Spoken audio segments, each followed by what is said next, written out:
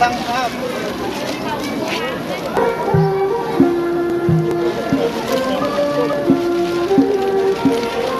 เดี๋ยวเด้ออาจารย์เด้อว้าสุดยอดเลย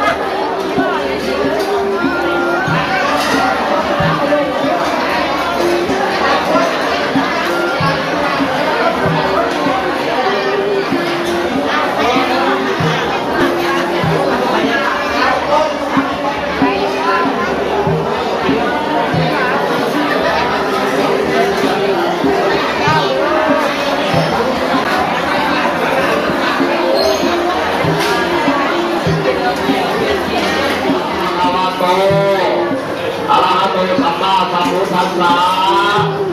นะโมตัสสะภะคะวะโตอะระหะโตสัมมาสัมพุทธัสสะอิมัสสมิงอารามิอิมานิสัมปทานังมัทโธภูพังอาคิทิคังพุทธธรรมสังฆาพุทธนาหายาเทมาอิมัสสมิงอารามิอิมานิสัมปทานังมัทโธภูพังอาคิทิคังปฏิคันหาตุอัมหากันเทวะมาตาปิตุอาทินันจายาตกานังทิคลันตังอิตายะสุขายะข้าแต่พระสงฆ์ผู้เจริญรับตั้งแต่ที่เป็นบริวารทั้งหลายเหล่านี้แก่พระภิกษุสงฆ์ขอพระภิกษุสงฆ์จงหาซึ่งเขาบิณฑบาตขอนิมนต์และขอไปกสิกับเครื่องบริวารทั้งหลายเหล่านี้แก่พระภิกษุสงฆ์ขอพระภิกษุสงฆ์จงหาซึ่งพาพรรษาขอพวกคณะทั้งหลายเพื่อประโยชน์เพื่อความสุขพวกเราพวกเจริญขอพวกคณะทั้งหลายสิ้นกาลนานเถิดสาธุสาธุสาธุอนุโมทนาครับอนุโมทนาเข้าไปมีข้อใหญ่บุญ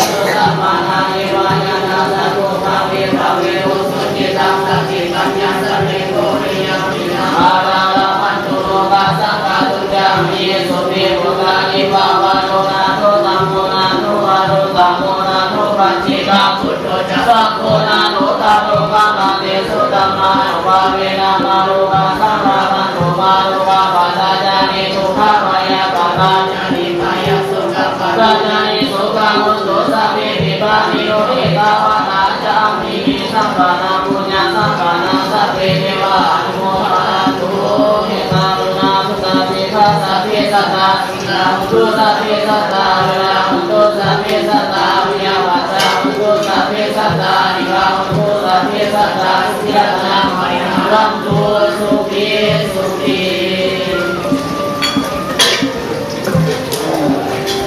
เอาครูบาอาจารย์อยากขอประกาศอีกน้อยนึงสำหรับของแรงรู้นักแรงเด้อ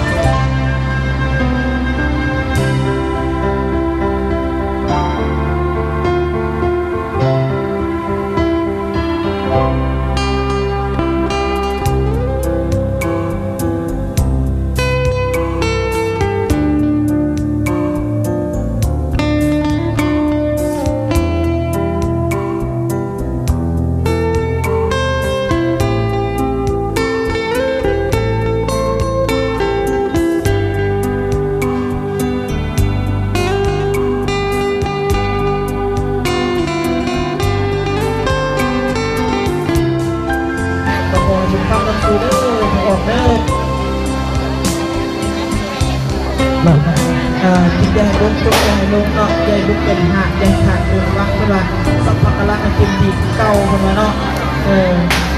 แล้วเริ่มตรงไหนแรงเดียวกันเนาะเอาเพราะว่าเมื่อเป็นการขับซ่าเสียเวลาเอาพากันอันนั้นเลยเนาะอยากให้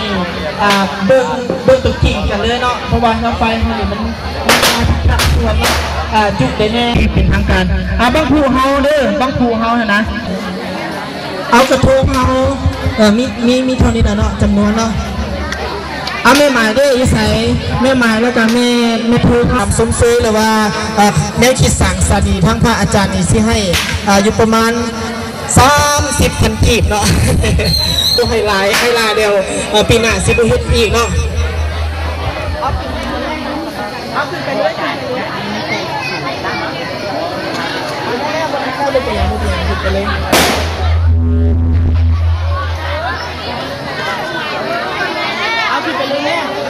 เอาขึ้นไปเลยเนาะเพราะว่าบ่เป็นการศึกษาเสียเวลาเอาขึ้นไปเบิ่งด้วยเนาะทางสมบัติทางน้องแล้วก็แม่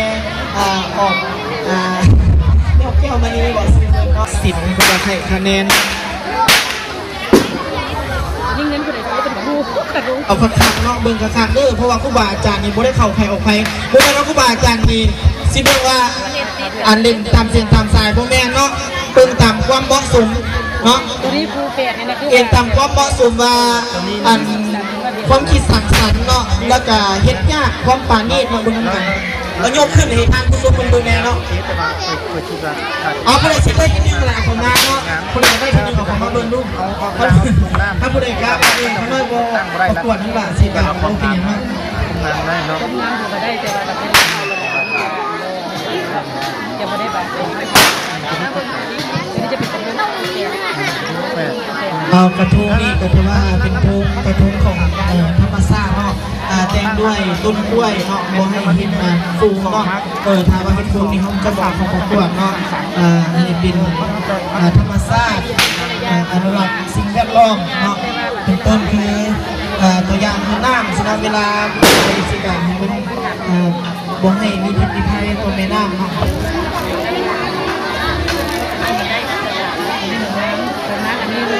เบิ่งกระทองเลยสุเบิ่งของเจ้าของเด้อเจ้าบ่เป็นต้องเบิ่งบ่นี่กับแมนวะ